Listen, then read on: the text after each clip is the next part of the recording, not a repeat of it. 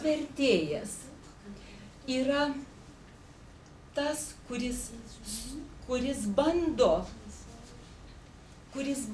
būti kukliu svetimšalių naujoje kultūroje.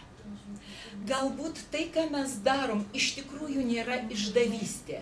Mes tik tai atnešam tai, ką turime vienoje kultūroje, į kitą kultūrą. Kitaip tariant, mes neturime apie save galvoti, tai yra mes, vertėjai, neturim galvoti apie save kaip apie nuolat prarandantį, išduodantį, parduodantį asmenį. Mūsų naktimis deginamos žvakės visiškai netam yra skirtos. Nes, sako jisai šitoje knygelėje, jeigu mes teiksim, kad kalba yra neišverčiama, tada mes savęs klausim, jeigu ji neišverčiama, vadinasi, yra daug kalbų, taip kaip ir jisai grįžta, kaip visada, prie religinio klausimo, tai kaip vis tik tai buvo su to Babelio bokštu. Ką Dievas norėjo padaryti, išblaškydamas kalbas, kodėl jis jų sukūrė tiek daug, kad jos net pasidarė kenksmingos, klausė jisai šitoj knygoje. Ir jo atsakymas yra toks.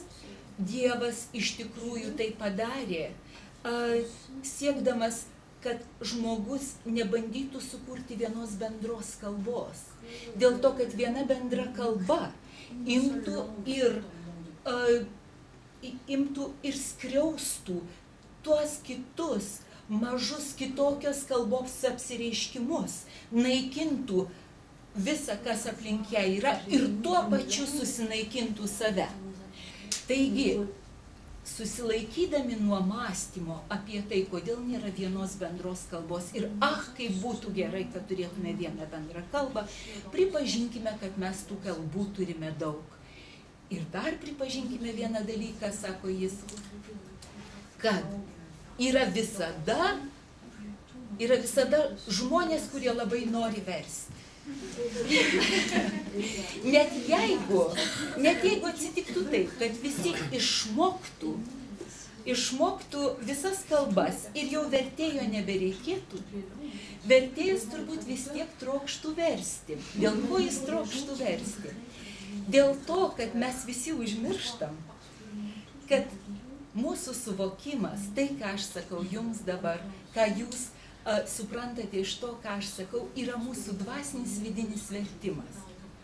Ir paėmę didžiųjų klasikų darbus, sako jis, mes visada, skaitydami vertimą, sakom savo, o ne, aš tai padaryčiau geriau, nes mes jau esam kitos kultūros atstovai, kito laikmečio atstovai, mes esam kiti žmonės ir mes nebekalbame, nesuvokiame tų pačių terminų, tom pačiom filosofiniam sąvokom, dėl to nuolat ir nuolat egzistuoja kalba.